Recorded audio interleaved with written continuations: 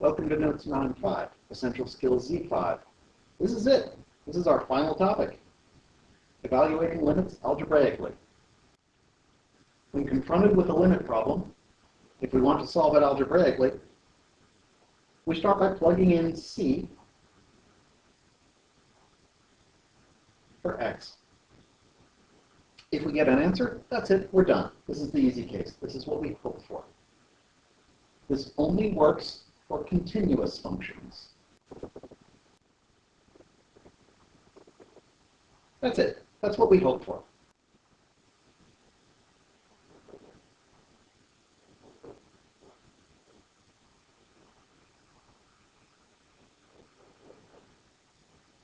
A lot of the time, we won't get an actual numeric answer. In that case, we need to try something else.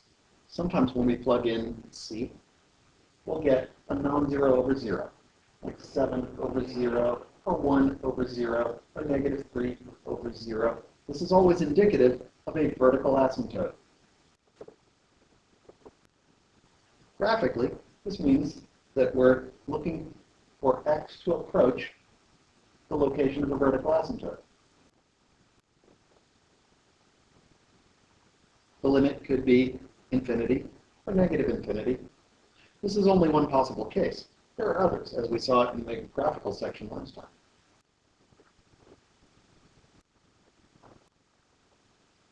What we're going to do is simply test values that are close to the asymptote. For example, if x is approaching 2, we might test a number like 1.9. If our result is negative, then we probably have a limit of negative infinity. If we plug in 2.1 and get a positive number as a result, then the right side limit is going to be positive infinity, most likely. I say most likely because we need to get close to the asymptote for this to be valid. Suppose we chose 1. If we plugged in 1 on the graph on the right, we might get a positive result. That would lead us to believe that the left side limit was positive infinity. Clearly, that doesn't necessarily have to be the case. The closer we get, the more of a guarantee that we have that we're going the right direction. When faced with one of these limits, first we need to verify which case that we're dealing with. Is this a non-zero over 0? To do that, we plug in. Again, our first step is always to test by plugging in for C. Now that we've identified the case, let's try a couple of limits. The left side, we could test 3.9 maybe. The right side, we could test 4.1. See what we get. At this point, all we care about is, are we getting a positive or negative result? So we don't actually have to compute what 3.9 squared is. 3.9 minus 4 is going to be negative. Our left side result is negative infinity. Let's test the right side. The right side is positive infinity. These don't match, and so the general limit does not exist. Try the other examples. I'll fill them in a sec.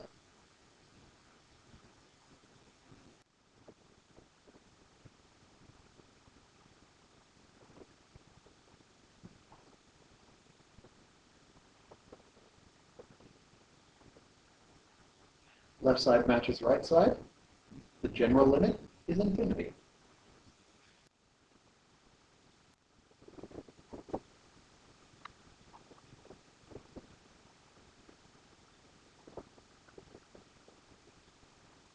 Since we're only looking for the left side limit, that's our answer.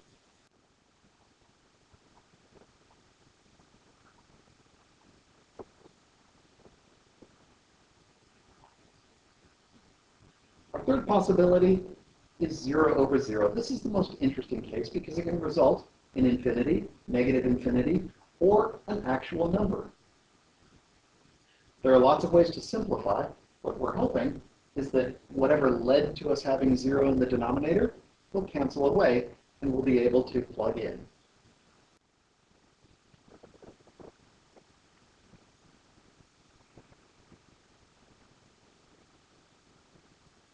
The easiest way for this to work is if we can simply factor and cancel away the 0 element.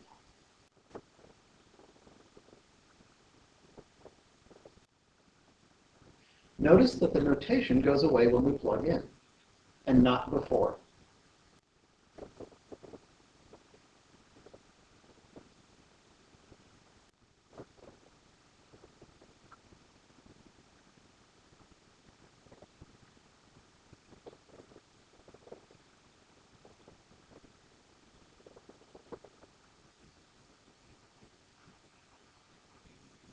The next case we look at involves complex fractions. Again, we want to create a situation in which we cancel the denominator. To turn this complex fraction into a non-complex fraction, we'll simply clear out the small denominators.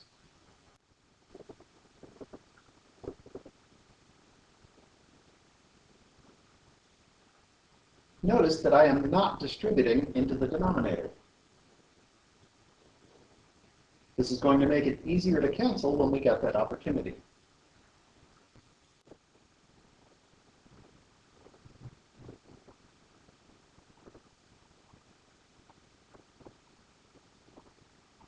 Once we cancel, we start over. We try plugging in and see if we get a number. This time we will.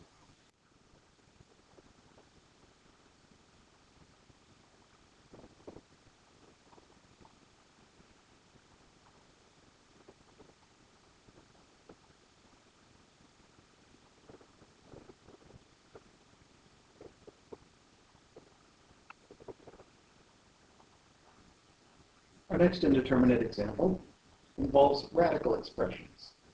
We're going to rationalize the numerator in order to force a cancellation.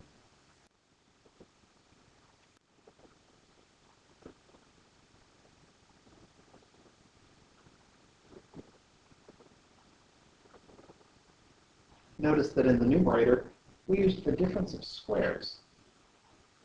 This is a factorization of the difference of two squares. We'll do the same thing in number 12.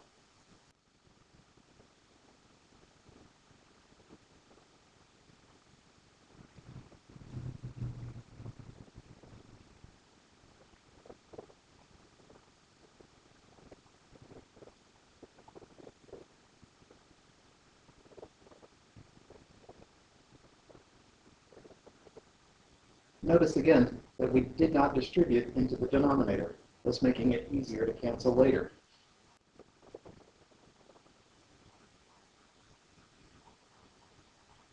Now we look at some special cases. These are other ways of simplifying, or other notation that you may not have seen in a while. First, a binomial expansion. We know how to do that from section Z3.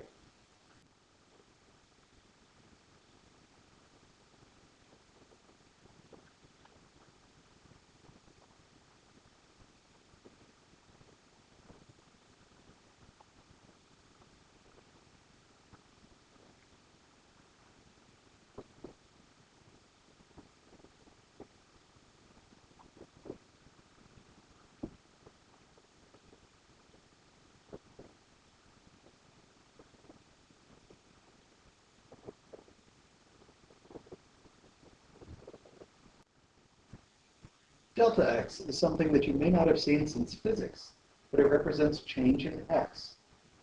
It is treated as a single variable. It is not the same as x.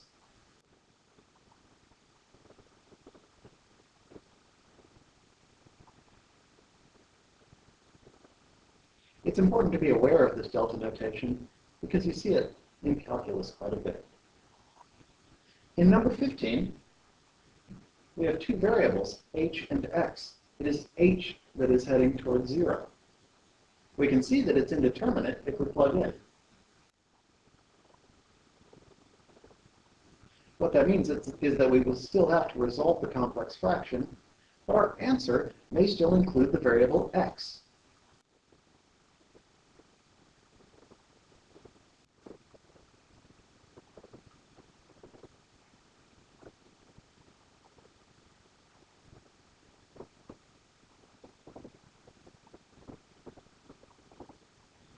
Even though we don't have any numbers except for the -1, we're still very concerned with if we plug in h, do we get a 0 in the denominator? In this case, we do not. We would get x squared. It may seem odd to have a variable result, but that's okay. H was going to 0, and so any other variables in the original expression are going to remain. And that's okay. We saw how to evaluate piecewise limits last time, graphically. Now we look at a way to evaluate algebraically. First, this involves identifying the left side and the right side branches. When x is less than or equal to 2, we're looking at the left side of 2. Since our limit is approaching that breakpoint at 2, and we're approaching from the right side, all we need to do is look at the right side branch. And we plug in. If we were trying to find the general limit, we'd look at the left side and the right side.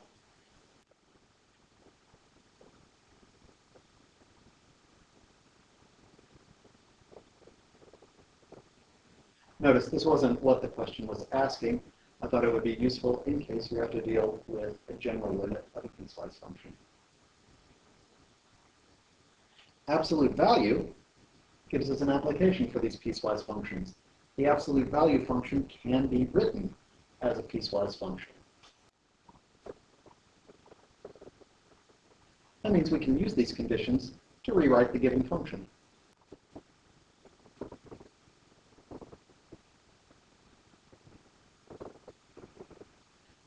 To address the limit as x approaches 0, we look at the left side limit and the right side limit and see if they match up.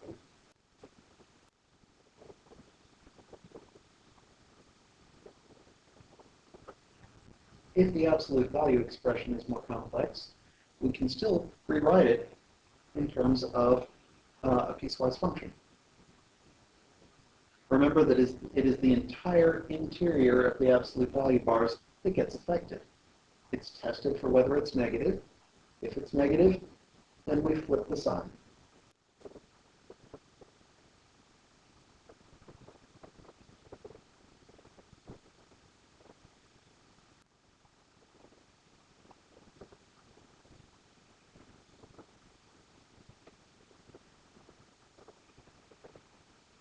It is important to notice that the limit we're taking is as x approaches 1. That is our breakpoint in our conditions. But with that verified, we can just look at left side and right side and see that they're not going to match.